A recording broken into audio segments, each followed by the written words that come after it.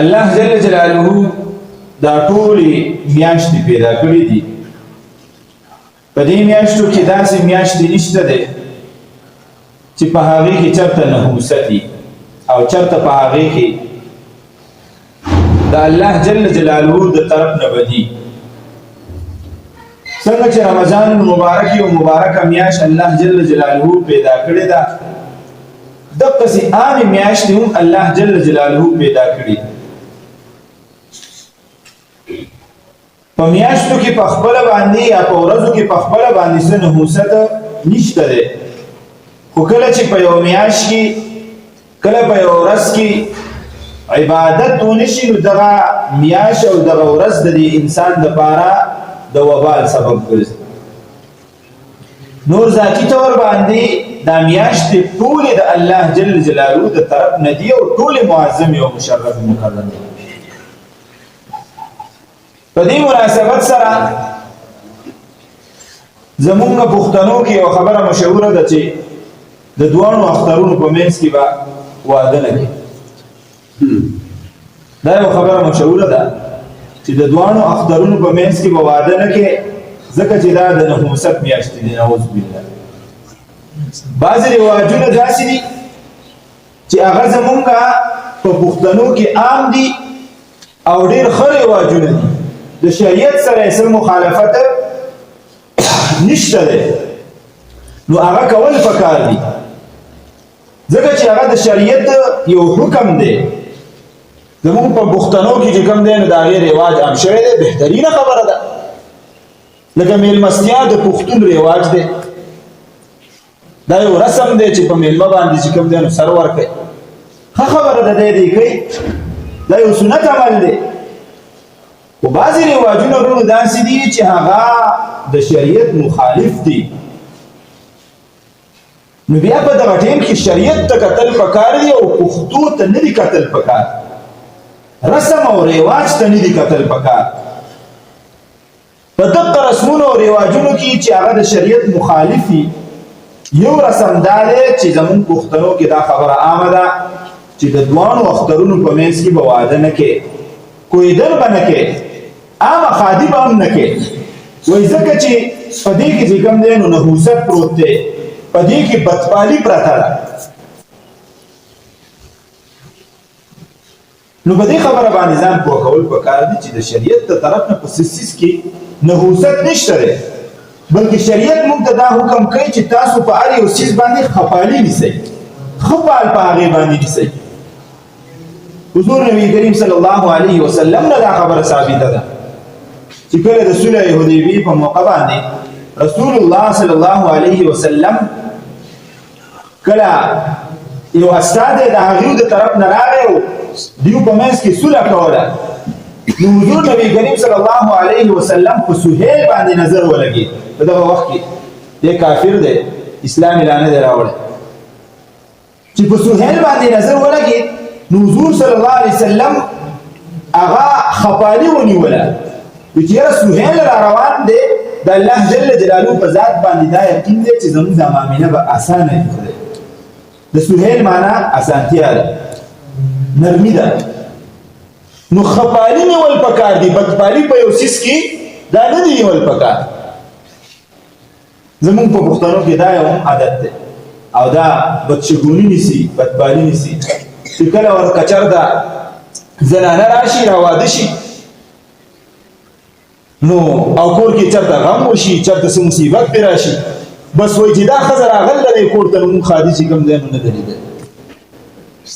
د دې ښځې سره زموږ ټول معاملات خراب شوي دي. کله د چا په سر درلی، کله ماشوم غورځېدلی، کله د چا پیسې ورکې شوي، کله چې کوم دی نو بل مصیبت راغلی دی، وایي دا د دې ښځې د وجې نه راغلی. نو دا هم په شریعت کې چې کوم دی نو دا اجازت نه ورکوي چې ته بدپالي ونیسې په یو زنانه. دغسې یو خبره پکې عامه ده چې چېرته نوي کور ته کډه ویسي او څه مصیبت پرې راشي، وایي دا کور موږ له نه دی ښه شوی، تر کوم وخت نه چې دې کور ته راتللی چې موږ شو دي نو دا زموږ دپاره ښه شوی نه دی. یا ګاډی واخلي، دا ګاډی وجنګېږي یا بل څه چل وشي، نو بیا بیا دا خبره کوي دا ګاډی زمونږ لپاره بالکل چې دا ګاډی اغوستی دی یا خاص کر دا ښځې زمونږ زنانه هغو دا قیسې ویسې ډېرې کوي چې تر کوم وخت نه دا ګاډی راغلی دی کور ته نو ګورې ښادي ورکه کړله خوشحالي ورکه کړله نو شریعت د دې ټولو څیزونو نفي کوي چې یاد ساته په زنانه کې بدبالي نشته دی بدشګوني نشته دی په کور کې بدشګوني نشته دی په سوارلۍ کې بدشګوني نشته دی په هیڅ څیز کې بدشګوني نشته دی په یو روایت کې داسې راغلي دي چې بدشګوني نشته دی مګر په دې دریو څیزونو کې شته دا کوم چې نمونه ما واغست خو د هغې مطلب محدثینو دا ذکر کړی دی چې د ښځې بدشګوني دا د ښځې خرابتیا دا ده چې دا کله لمونځ نه کوي دا د کله ژبه اوږدوي دا کله د خپلو مشرانو خیال نه ساتي نو بېشکه ستا کور ته دا مصیبت راغلی د کور بدشګوني دا ده چې په دې کور کې عبادت نه کېږي په دې کور کې څوک مونځ نه کوي دا کور ستا په افرادو باندې تنګ دی دا کور د مسجد نه لرې دی نو دا د کور بدشګوني ده د کور بدپالي ده د سورلۍ بدپالي دا ده او د هغې خرابېده دا دي چې دا سورلي ته د الله جل جلاله د رضا دپاره چېرته نه استعمالې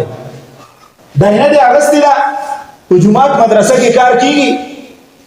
او چې مولي صاحب درته ووایي چې یا موږ له به شګه راوړي نو ته چې بل دینې والا هغه د ستا نه 4000 روپۍ اخلي نو دی ورته وایي چې دا 5000 روپۍ به راکړي وایي صاحب جومات دی اوس یې مدرسه ده د جومات او مدرسې له ډېرې روپۍ راځي ښه یې وه نو دا په دغه سوارلۍ کې بدشګوني ده ته یې د دین دپاره نه استعمالې نو بیا هله دغه بدشګوني ده نو شریعت د دې خبرو مزاج د شریعت دا نه دی چې یو څیز کې چې کوم دی نو هغه خرابتیا راوباسي په یو څیز کې بدي راوباسي د دې پورې خبره لاړه چې زموږ پښتنو کې دا یو مرض دی چې د دواړو اخترونو په منځ کې به واده نه کوي ځکه چې په دې دواړو میاشتو کې نحوست اوس په دې باندې خبره تاسو ته مختصر کوم حضرت عائشہ صدیقه رضی الله تعالی عنها د حضور نبی کریم صلی الله علیه وسلم بیبي مبارکه او په دنیا کې چې څومره ښځې تېرې شوي دي نو د ټولو نه بهترینه زنانه حضرت عائشہ صدیقه رضی الله تعالی عنها ده چې رسول الله مبارک ورسره په فرق باندې مینه او محبت کړی او د بعضې خلکو ذهن ته به دا خبر راځي چې دا چېرته کې دا عادت د بدشګونۍ ده بدشګوني خو پېژنئ که نه په یو څیز کې بدپالي نیول دا چېرته کې د پښتنو یو مرض دی حالانکه که تاریخ وکتلی شي نو د حضرت عائشہ صدیقه رضی الله تعالی عنها په دغه دور کې هم بعضې خلک داسې وي چې دا دواړه میاشتې وې بدې ګڼلې په دې کې خادي مادي مه کوئ بیا چې کوم دی نو هغه شی دومکټ راغونډې کېږي بې برکته نو حضرت عائشہ صدیقه رضی الله تعالی عنها ارشاد فرمایي چې ګوره زه په زنانو کې د ټولو نه بختوره زنانه یم ولې ځکه چې زما واده هم په اختر په دې میاشت کې شوی په دې شوال د رسول الله مبارک سره چې زما واده شوی دی نو هغه هم د اختر په دې میاشت کې شوی دی زما چې نکاح شوی ده نو هغه هم د اختر په دې میاشت کې شوی نو اوس که چېرته په دې کې بدشګوني پرته وې بدپالي پرته وې په دې میاشت کې چېرته بې برکتي وې حضرت عائشہ صدیقه رضی الله تعالی عنها نکاح به په دې کې کېدی رسول الله مبارک سره به واده په دې میاشت کې کېدی لہذا په میاشتو کې زه خو یم په میاشتو کې د واده دپاره د ښادۍ دپاره د ټولو نه بختوره میاشت هم د شوال المکرم د دې غټ اختر د دې وړوکي اختر دا میاشت وجه یې څه ده چې یو سنت عمل د رسول الله صلی الله علیه وسلم هغه پکې ادا شوی لہذا چې دومره بختوره زنانه چې په یو روایت کې راځي حضور نبی کریم صلی الله علیه وسلم چې کله په مرض الموت کې و چې کله وفات کېده نو د حضرت عائشہ صدیقه رضی الله تعالی عنها رور عبدالرحمن کمرې ته راننوت چې کله دی راننوت نو د ده سره خوله کې مسواک ورسره و عبدالرحمن رضی الله تعالی عنه سره مسواک نو حضور نبی کریم صلی الله علیه وسلم د مرګ په حالت کې په دغه وخت کې ورته نیغ نیغ مسواک ته کتل نو حضرت عائشه صدیقه رضی الله تعالی عنها فرمایي چې زه پوه شوم چې رسول الله مبارک دا غواړي چې دا مسواک د ما له راکړي او زه یې استعمال نو حضور نبی کریم صلی الله علیه وسلم چې کله بره داسې وکتل دې مسواک ته نو حضرت عائشه صدیقه رضی الله عنها ته تپوس وکړ وی مسواک ته حاجت دی مسواک غواړي رسول الله مبارک سر وخوځاو چې نو حضرت عائشه صدیقه رضی الله تعالی عنها فرمایي چې ما د خپل ورور عبدالرحمن نه د مسواک راواغست نو چې ورکاو مې ومې کتل نو د اثر ډېر کلک ډېر زیات کلک نو ما په خپلو غاښونو کې ډول دا مسواک ښه پوس او لون مې کړ چې کله مې لون کړ پوس مې کړ نو بیا مې رسول الله صلی الله علیه وسلم ته ورکړ او رسول الله مبارک بیا په خپل خوله کې چې کوم مسواک هغه ووایه بیا چې کله حضرت عائشه صدیقه رضی الله تعالی عنها فرمایي دا حدیث د دې پورې ذکر کوم چې د رسول الله مبارک واده د رسول الله مبارک سره نکاح د حضرت عائشه رضی الله تعالی عنها په دې میاشت کې شوی دا هغه وایي ځکه زه بختوره یم دومره بختوره یم چې ګوره ماته چې زما او د رسول الله مبارک د هغې لاړې مبارکې هغه په آخري وخت کې یو ځای شوي چې ما ورله مسواک پوس کړ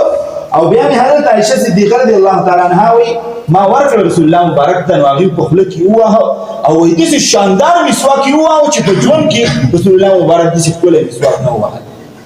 چې کله یې مسواک پوره کړ نو زه پوه شوم چې اوس یې حاجت پوره شو نو بیا یې ماله راکړه چې ما ته واغسته نو ما ولیده چې رسول الله مبارک په لاړو مبارک د مسواک ښه لون شوی نو ما عبدالرحمن ته وایي چې ته یې ما اخله دا ولې ما له راکړه چې د رسول الله مبارک دا لاړې مبارکې اول زما خولې ته لاړې شي ما هغه لاړې د رسول الله مبارک چې کوم دی نو مسواک مې په خوله کې و او مسواک مې وچوڅه چې دا لاړې د رسول الله مبارک زما هغه جسم ته لاړې شي نو د دې پورې خبره ده چې حضرت عائشه وایي زه دومره بختوره یم چې زما سره د رسول الله مبارک لاړې شریکې شوي دي اوس یو زنانه بختوره علی چې د هغې واده په ښه ټیم کې شوی د هغې دپاره ښه ټیم د شوال المکرمه دا اوس چې کومه میاشت روانه ده دا یوه میاشت نو لهذا دا خبره د ذهن نه وباسئ چې د دواړو اخترونو په منځ کې واده کول خادي کول یا یو کور ته تلل د هره یوه ورځې دا چې کوم دی نو یو بې برکته عمل او ما ته به په دې کې څه نقصانه دا مې لري یو دا خبره په ذهن کې کېږي نور یم خبرې زموږ پښتنو کې عامې چې د هغې نه ځان بک ساتل پکار دي لکه مثلا دا زموږ اختر تېر شو په دې اختر کې زموږ په پښتنو کې یو رواج دی غلط رواج چې خلک خپله خوشحالي مناوي او زموږ پښتانه چې کوم دی په کورونو باندې چې کوم ځای کې مړ شوي په کورونو باندې دا یو رواج دی هلکه ولې ورځې څه شي له ورځې د یو مړي به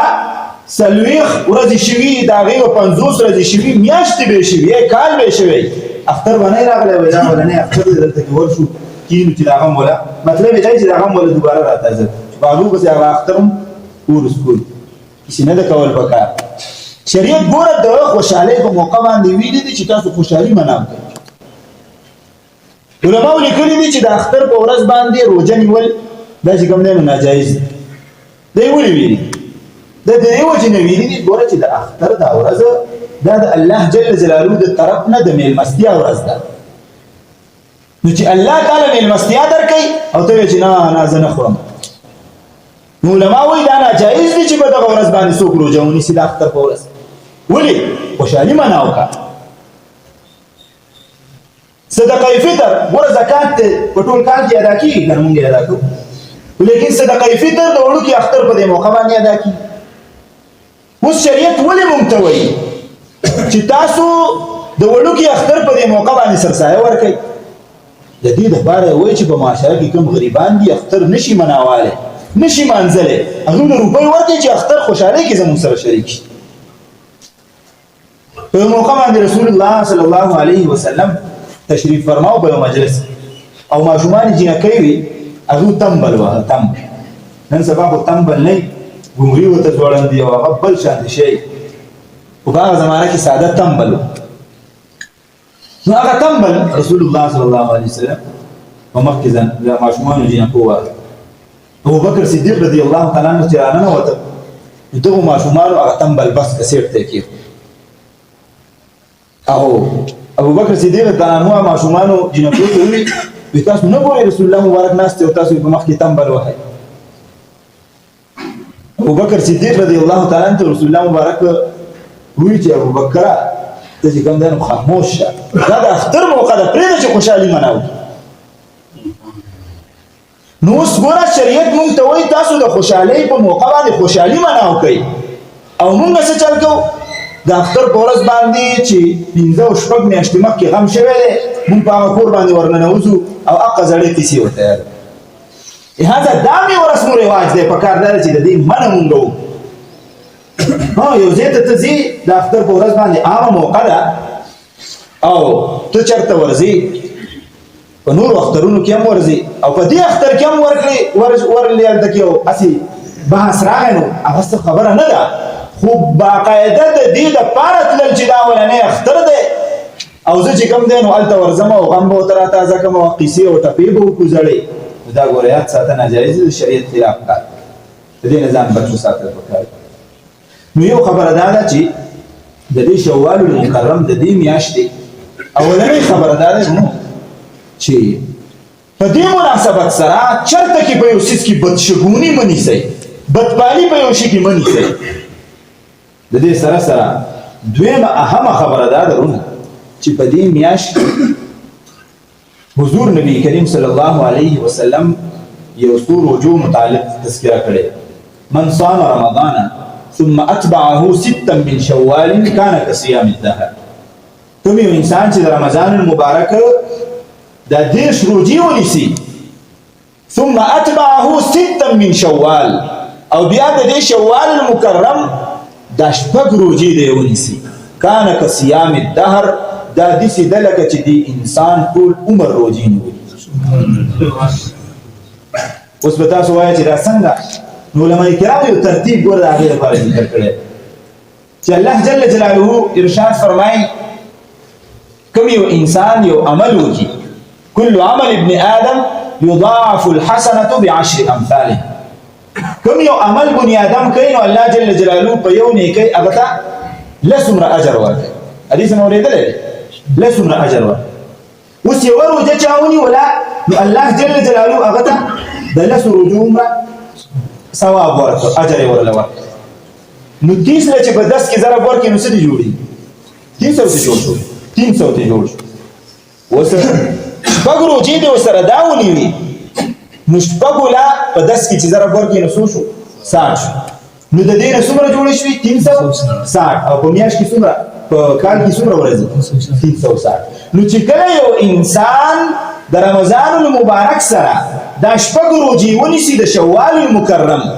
دا اوس چې کومه میاشت روانه ده نو دا انسان داسې شو لکه چې د انسان ټول کال دا روژې نیولي او بیا په دې کې بهترینه طریقه دا ده چې انسان ورته موږ ته راپنې پوده نه شي چې بس اوله ورځ او بیا دویمه ورځ او بیا درېیمه په منځ کې وقفه ورکړي چې بوج پرې نه شي حضور نبی کریم صلی الله علیه وسلم ارشاد فرمایي بخاري روایت چې بهترین روژې هغه روژې د داود علیه السلام تپوس ترې وشوی دی الله رسوله داود علیه السلام به څنګه روژې وایي هغه به روژې داسې نه وي کان یصوم یوما ویفطر یوما چې حضرت داود علیه السلام ټوله زندګي یوه ورځ به یې روژه نیوله او یوه ورځ به یې چې کوم دی بوزه وه دا بهترین روژې لهذا چې په دې شپږو روژو کې مونږ چې کوم دی اهتمام وکړو د دې روژو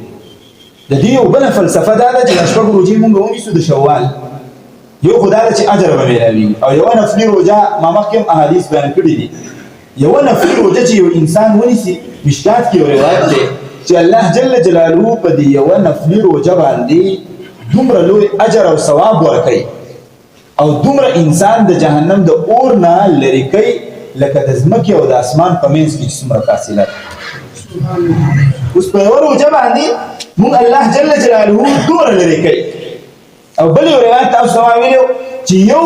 روژه یو انسان نفلي ونیوله نو حدیث کې راځي قاع یو مارغه دی قاع. او حیات الحیوان کې لیکلي دي چې دا قاع چې کوم مارغه دی موږ ورته کارغه وایو. نو د ده عمومي طور باندې 1000 سال عمر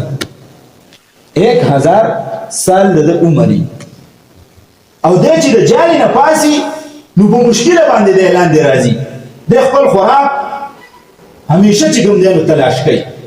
دویم په دې کې وایي دا کمال دی په دې کارغه کې چې دی لاکډاون نه کوي. که باران او که ګلۍ او که واورئ په هر څه کې چې کوم دی نو دی الوځي. نو حدیث مبارک کې راځي چې کوم یو انسان یوه نفلي روژه ونیسي نو دته الله جل جلاله دومره لوی اجر ورکوي لکه دقه مارغه چې څنګه پیدا شي د خپلې جالې نه والوځي او د خپل مرګه پورې څومره مزل دی وکړي دا انسان په یوه روژه سره د جهنم د اور نه دومره لرې شي. اوس دا روژې نیول پکار دي که نه دي پکار. انشاءالله تعالی موږ ټول به نیسو کوشش وکړو. او دویمه فلسفه په د شوال په دې روژو کې دا ده چې ګوره کله یو مزدور موږ به ټولو د دې خبرې اندازه کړي چې کله یو مزدور زموږ سره مزدوري کوي یو هیلپر کار کوي او د مازدیګر د چوټۍ مثلا 4 بجې دا هغه چوټي کېږي او د 4 بجو پورې هغه کار وکړي او بیا چې کوم دی نو کالي کوتکي واچوي چې نور پکې نه یم ولاړم ده نو د مالک په دې زړه کې چې کوم دی نو لږه درد راشي چې یاره یو څه د خدای بنده څه مړ کېدی خو نه خو یو 10 منټه به یې کار کړی وی که نه نور چې وایي کار به یې لږ کړی وی او دا مالک په دې ټوله ورځ په دې کار باندې دومره نه خوشحالېږي څومره چې په دې 10 منټو کار باندې خوشحالېږي. داسې یې که نه وایي وجه څه ده وایي دا مزدور وفادار دی چې وایي کار یې راسه وکړه. دقسې د رمضان المبارک روژې دي دا خو به موږ باندې فرض وي دا خو که د چا زړه ښه و او که نه و خو د دغه ټیمه پورې دا مزدوري وه دا به موږ کوله. دا فلسفه اوس دلته دا ده چې ګوره یاد ساته فرضي کار ای ربه ما وکړه اوس زه تنګ شوی نه یم په دې کار باندې په دې 10 روژو باندې تنګ شوی نه یم اوس زه ګوره تیار یم شپږ پسې نور یم نیوی شم. الله جل جلاله به څومره خوشحاله شي چې دا سړی وفادار دی. دا فلسفه پرته ده. الله جل جلاله به د هغې نه ډېر اجر راکړي. نو په دغه مناسبت سره دویمه خبره مونږ دا چې د شوال المکرم دا روژې ونیسو. سفیان ثوري دا یو لوی عالم تیر شوی دی لوی بزرګ تیر شوی دی او دومره لوی بزرګ و چې کله وفات شو امیر المؤمنین فی الحدیث ورته وایي علما کرام چې کله وفات شو نو عبدالله ابن مبارک دی په خوب کې ولیده چې سفیان ثوري الله جل جلاله سره څه معامله وکړه. نو سفیان ثوري ورته ووایي عبدالله چې کله وفات شومه